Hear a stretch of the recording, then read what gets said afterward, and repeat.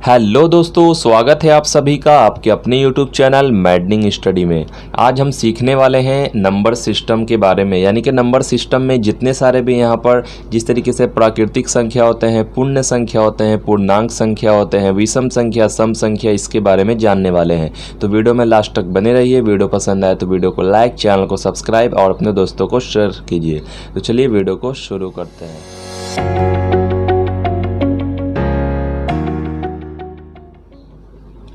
तो आइए हम लोग शुरू करते हैं। सबसे पहले नेचुरल नंबर यानी कि प्राकृतिक संख्या जो होती है, प्राकृत संख्या जो होती है वो आखिरकार क्या होती है। तो यहाँ पर मैंने परिभाषित भी इसको किया है और मैंने एक एग्जाम्पल लेके भी बताया है कि यहाँ पर जो नेचुरल नंबर यानी कि प्राकृत संख्या क्या होती है। तो देखिए, वैसी संख्या जो एक से शुरू हो, ठीक है, और अनंत तक जाए। यानी कि वैसी संख्या जो एक से शुरू हो रहा है और इसका कोई भी अंत नहीं है। जिस तरीके से मैंने लिखा है 1, 2, 3, 4, 5, 6 भी आएगा, 7 भी आएगा, मतलब इसका कोई अंत नहीं है।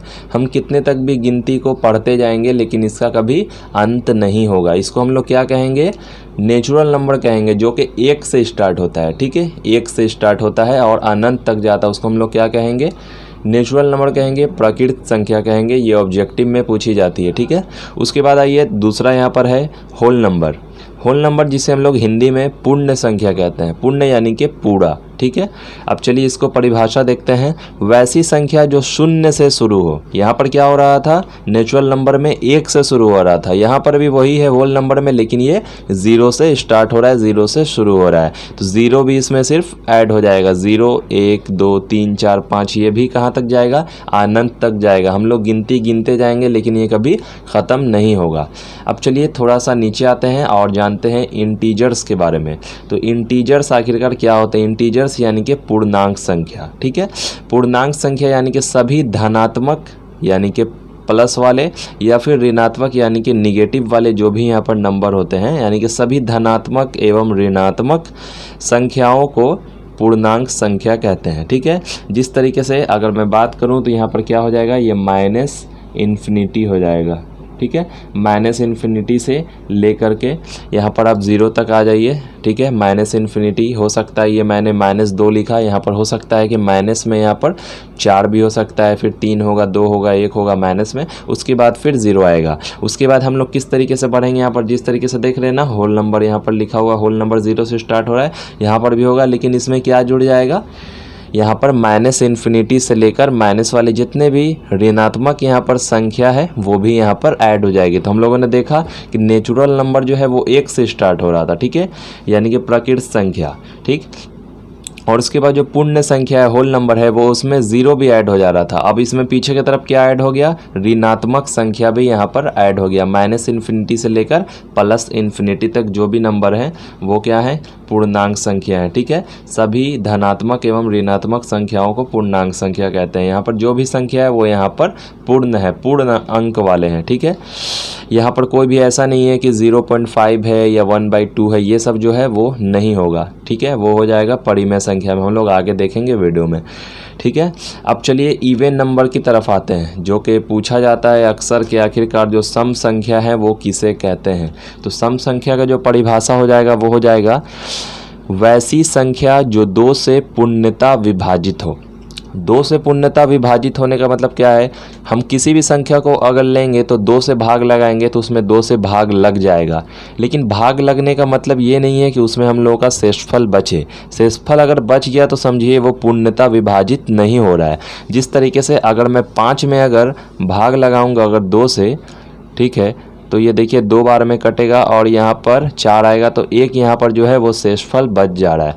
तो ये शेषफल नहीं बचना चाहिए। वैसी संख्याओं को हम लोग देखना है, वैसी संख्या जो 2 से पूर्णतः विभाजित हो। इसका अर्थ यही है कि कोई भी शेषफल ना बचे। जैसे मान लो मैं यहाँ पर ले लेता हूँ अगर 6 और 2 से अगर भाग लगाता हूँ तो ये 3 बार में कटेगा 6, यहाँ पर शेषफल कुछ भी नहीं बचा, ठीक है। तो ये हो जाएगा हमारा सम संख्या।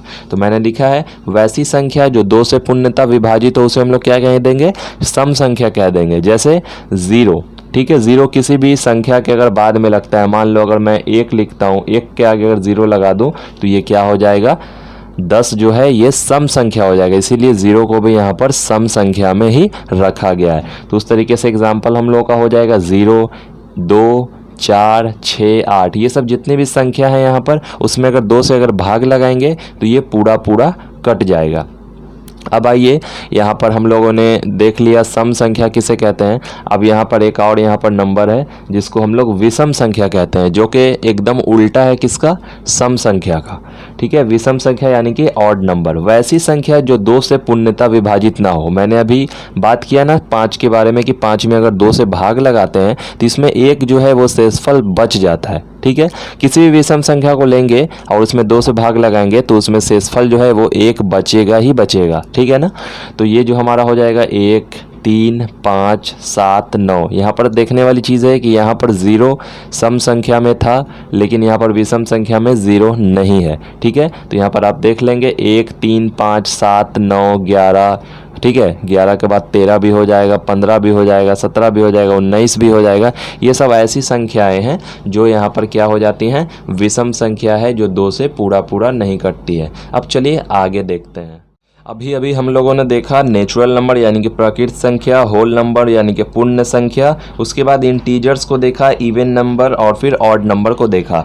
अब हम लोग देखेंगे प्राइम नंबर किसे कहते हैं, और उसके बाद यहाँ पर को प्राइम उसे क्या कहते हैं, और परफेक्ट नंबर है जो आपके लिए जानना बहुत ही ज़रूरी है। उसके बाद रेशनल यानी कि परिमेय संख्या है, और उसके बाद इर्रेशनल यानी कि अपरिमेय संख्या है। ठीक है, यहाँ पर आपको देख रहा होगा अपरिमेय संख्या, इसके बारे में भी जानेंगे, तो वीडियो में लास्ट तक बने रहिए।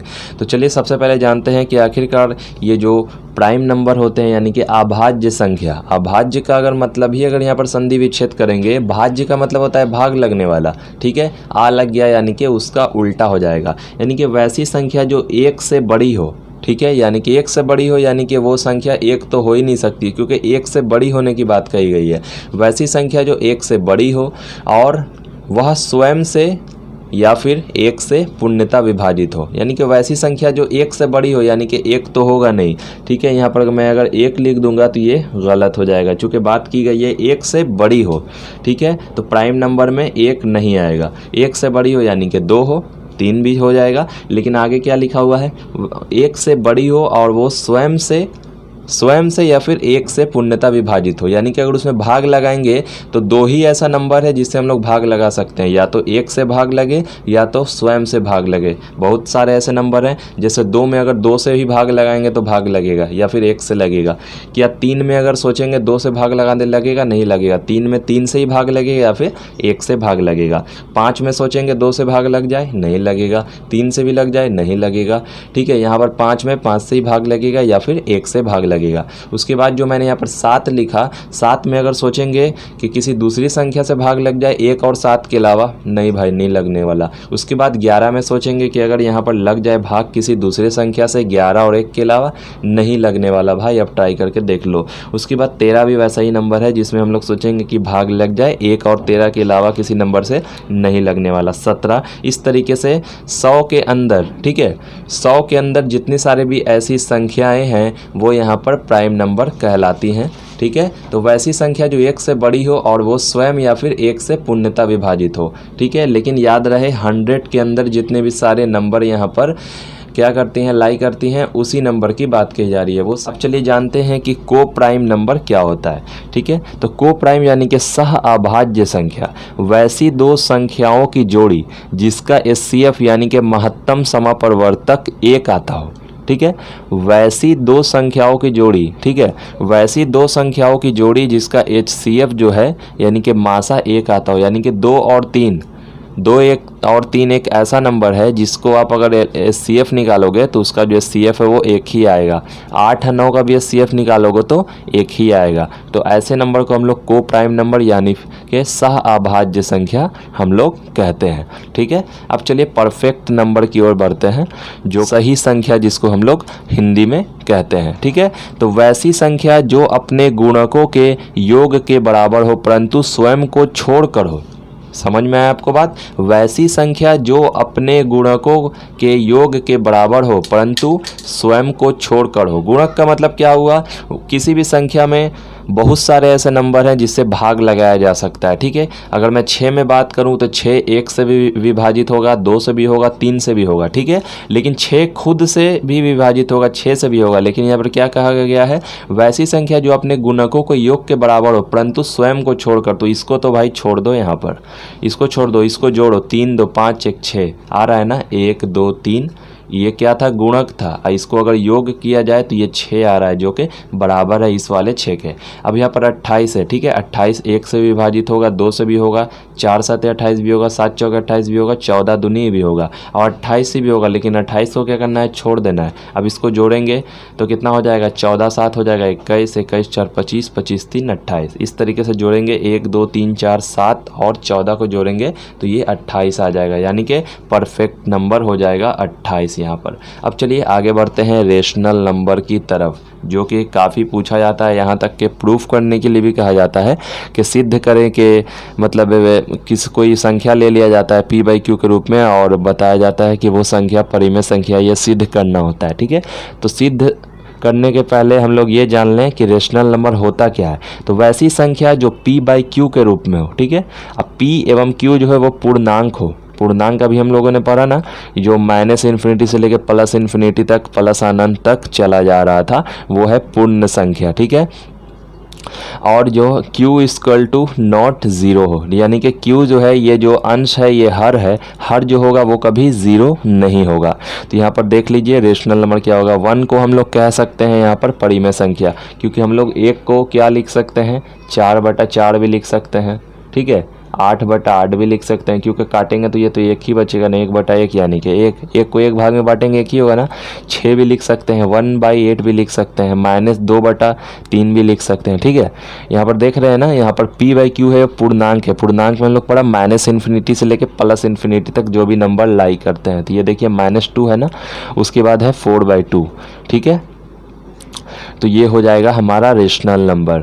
इर्रेशनल, अपरिमेय यानी कि संधि विच्छेद भी अगर करेंगे तो साफ साफ पता चल रहा है कि यहाँ पर जो अपरिमेय संख्या की जो यहाँ पर बात कही जा रही है वो उल्टा होगा। किसके उल्टा होगा, वैसी संख्या जो परिमेय ना हो, ठीक है, अर्थात p/, के रूप में व्यक्त ना किया जा सकता हो, जैसे √2, ठीक है।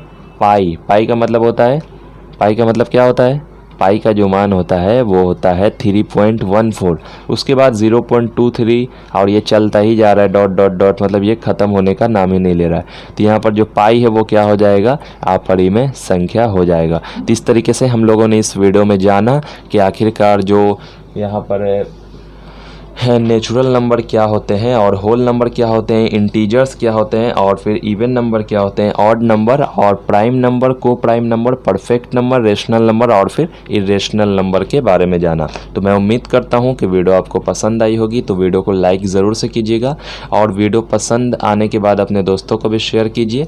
और चलिए मिलता हूँ आपसे नेक्स्ट वीडियो में।